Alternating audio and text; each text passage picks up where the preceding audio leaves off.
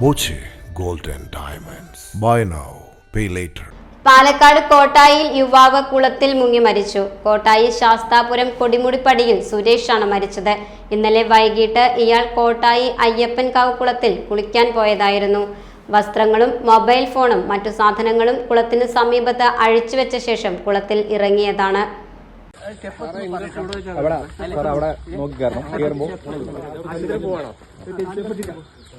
ഒരു കരയിൽ നിന്നും മറുകരയിലേക്ക് നീന്തുന്നതിനിടെ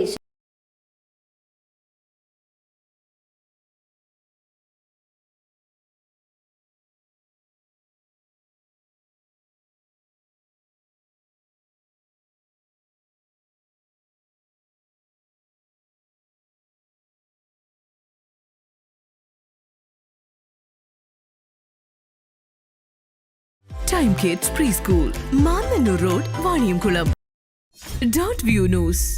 കാഴ്ചകളാണ് ലോകം, കണ്ടു തുടങ്ങുക.